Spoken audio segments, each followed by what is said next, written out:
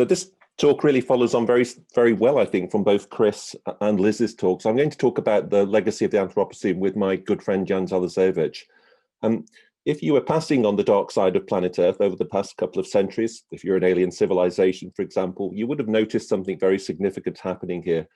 Because the night sky is now ablaze with the lights of hundreds of cities with more than 1 million people. And that's one manifestation of the very significant changes that humans have induced to the Earth over the past couple of centuries. And of course, this is part of a long unfolding period of when humans have been influencing the landscape in some way and the oceans. I'm a member of something called the Anthropocene Working Group. We're a group which is working towards establishing a new epoch of geological time, the Anthropocene, because we believe that the degree of change to the Earth system is so significant that we can now recognize that in geological strata globally. And I'll hope to show you some of the evidence that supports that as we go through this talk. So here I'm just showing you really the last bit of the geological timescale, the last 2.5 million years. And at the top there, the Anthropocene and perhaps this new epoch of geological time. Why do we think there should be a new geological epoch? Well, you and I are massive geological agents. We move much more sediment on this planet than all the world's rivers combined. We are major users of water on this planet. We use about 4,000 cubic kilometers of fresh water every year. So that's equivalent of draining the huge Lake Malawi in Africa every couple of years. And we're using water at levels that are beyond sustainable, actually, with current patterns of consumption. We also use vast energy. In 2018, we used the equivalent of 13,865 million tons of oil equivalent, which is just a massive amount of energy for a single species to utilize, and unique probably in biological evolution on this planet. Liz has already alluded to this, but we changed the atmosphere as well. We put a lot of carbon dioxide in there, but of course we put lots of other materials into the atmosphere also, and way beyond anything that's natural at present. And we very significantly reconfigured the biosphere, which is something I'm going to come back to strongly in this talk because it relates both to climate and extinction. 1 million species at risk of extinction, but of course, we haven't even quantified more than about 15% of species diversity on the planet at present. So we don't actually know. This may be an underestimate of our impact. So in order, I think, to understand our legacy and the legacy of the Anthropocene, we need to ask 3 questions. We need to ask, how did we get here in the first place? How are we changing things now, and how is that different? And therefore, what will be our legacy in the stratal record, both of present and perhaps going into the future? So let's start with the first one. Let's ask the question, how did we get here? When did humans begin to dominate the Earth system? So the hydrosphere, the atmosphere, the biosphere, and the lithosphere. We have a long record, of course. We go back as a group of species about 2.8 million years. The earliest ancestral humans recognized in Ethiopia from our fossil record.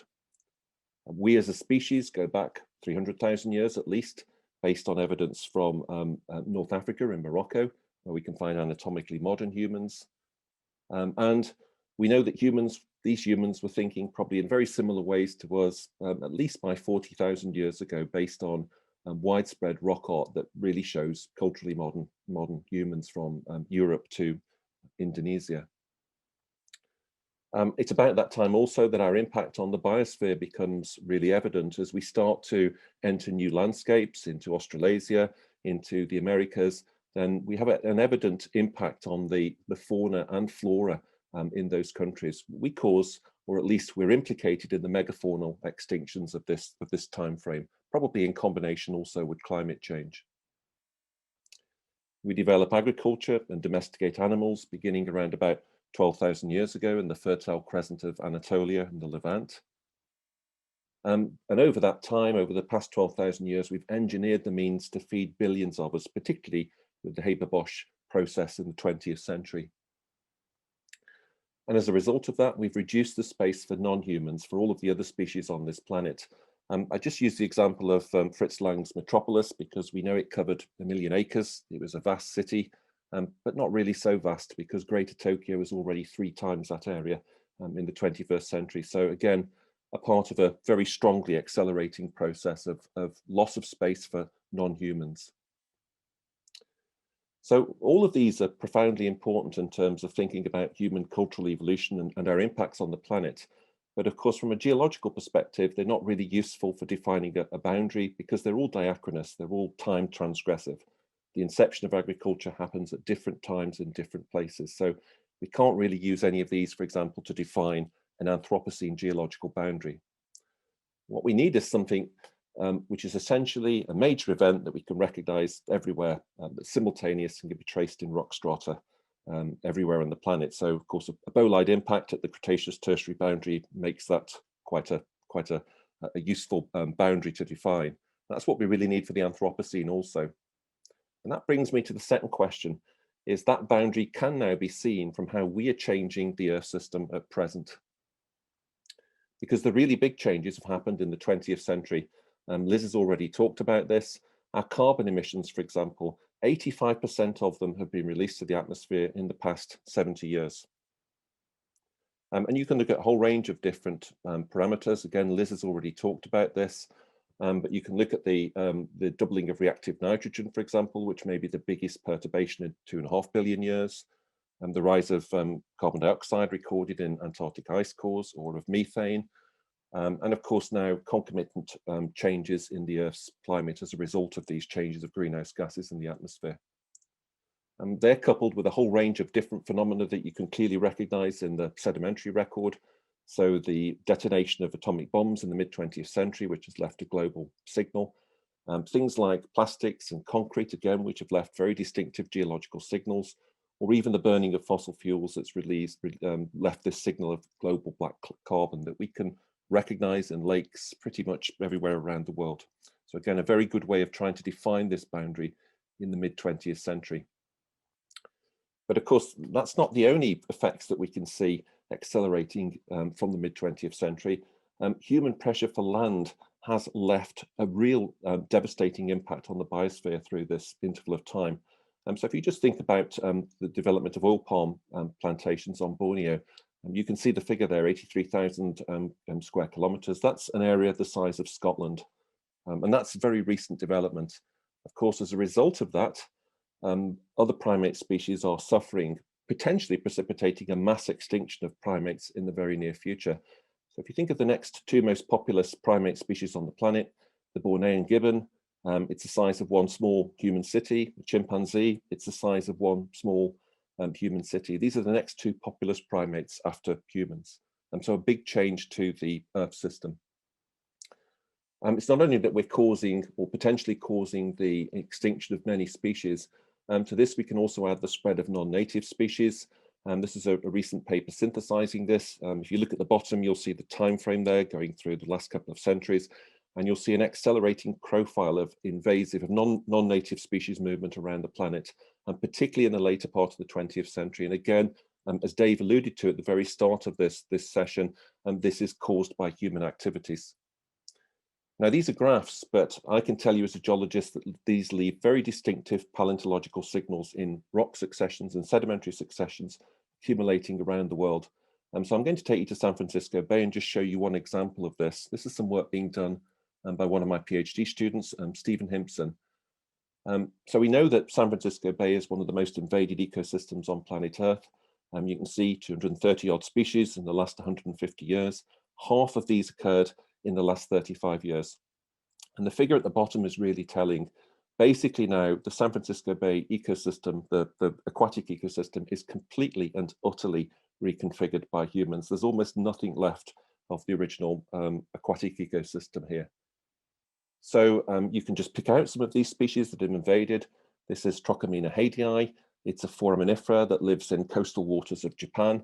It arrived in 1983. That's when it was first observed. You can see that by 1986, it was the dominant foraminifera in San Francisco Bay. That's just one of these species. Or we could look at mollusks. This is the Amur River clam. Its name gives away where it comes from. It comes from the Amur River region of East Asia. It arrived in 1986, and again, it is now one of the most abundant organisms in San Francisco Bay. So if you go out into the bay, as Stephen has done with the USGS, if you bring up cores from the bay, and then you work through those cores, you can actually replicate the incoming of these different taxa in the sedimentary successions. So we know their historical occurrence.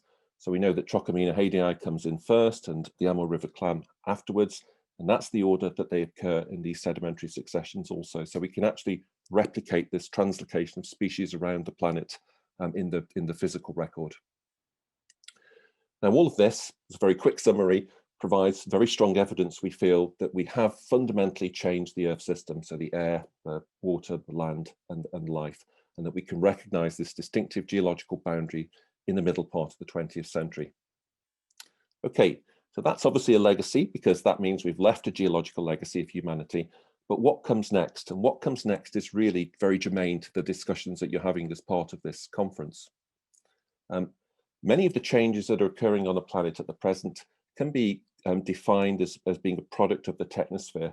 And this is an idea by Peter Haff, a colleague of ours on the Anthropocene Working Group at Duke University. And it's Peter's idea that this is all our technological systems, the whole of human society, its interconnections, our commensal animals, everything combined to support, if you like, both the technosphere's development, but also humanity. And it's a sphere, it's everywhere, just like the biosphere and the hydrosphere. But the problem is it hasn't co-evolved with those other spheres over geological timeframes, and therefore it doesn't have this kind of co-evolutionary symbiosis that the other components of the Earth system have. The problem for us is that it's accelerating in terms of its impact, but it also supports us. We can't do without it. So this is fundamentally where the problem lies, I think, and where I think many of the discussions you're having will actually be targeted. And just to note, its consumption is incredible. So Chinese cement consumption in 2 years equivalent to the USA's cement consumption in the 20th century. Of course, these levels of consumption are not sustainable. So our plea, Jan and my plea to you all in this conference, is really that technological solutions, and there are some very good ones, must also be combined with some significant shifts in human behavior, because if we can't change human behavior, we won't be able to slow down the impacts of the technosphere. And that means we need to start thinking about radically change relationships between ourselves and the rest of nature, which needs to be much more mutualistic and not parasitic. It's parasitic at the present, basically. It's sucking the rest of the biosphere dry. We need to slow down the engine of the technosphere. If we don't, and Dave has already talked about really talked about this, then we know as geologists what will happen. It's fairly clear we will precipitate a mass extinction in a relatively short time frame. Okay, we can't return to a hunter-gatherer lifestyle, so we can't become mutualistic in that manner, because it can only support a small number of us. But nevertheless, there are things that we can do that can make some significant changes, and that will help. And it's not just about technology, it's about our individual behavior also. This is a recent paper plotting up the distribution of human commensal animals across the planet. Of course, this has all happened in the last 10,000 years, really, as we've domesticated animals. So there, top left, you can see the over 1 billion cattle.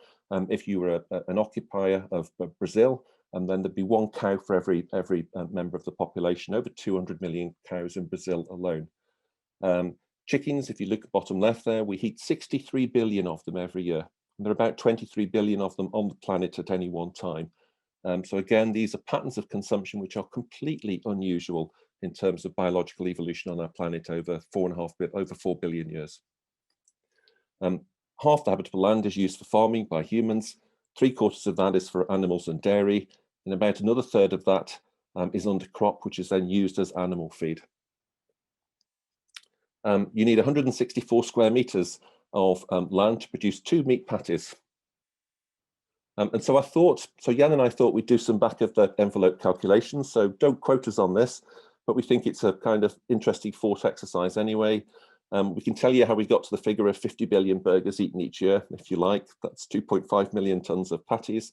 That requires a surface area of 4.1 million square kilometers, and that's 75% of the Brazilian rainforest. So that's obviously a kind of facile comparison, but it nevertheless gives you an indication that our patterns of consumption as presently configured are unsustainable. And if we were just to modify those, we might be able to rewild much of the Earth. And actually, I was listening with real interest to what Chris was saying about the way in which vegetation obviously has a major impact on the climate system. If you can rewild much of the Earth, And if you can just change your patterns of consumption, then you can have a significant impact on carbon capture and also assist biodiversity.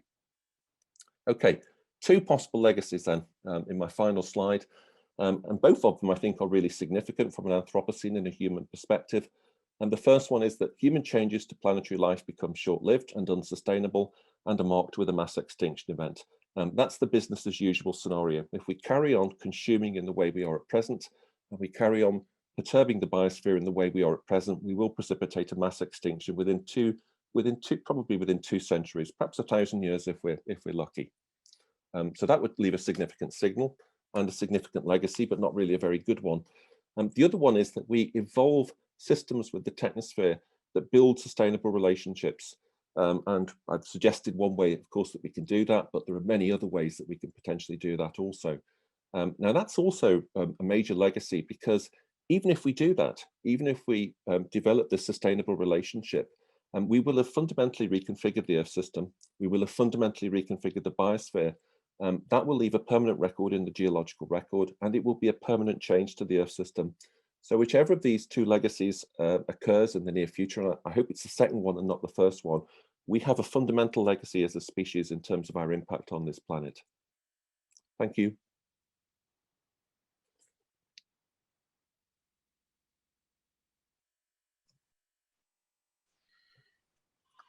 Well, what can you say after that talk, Mark? That was really inspirational and quite insightful, and really, you know, what we're focused on. I would say, as the chair of the International Commission of Stratigraphy, we are awaiting a case for the Anthropocene, and I know it's still a couple of years away for you to gather all the relevant data, but when that comes, we'll look at it and vote on it as we do with all the other intervals of geological time. So thank you for that presentation.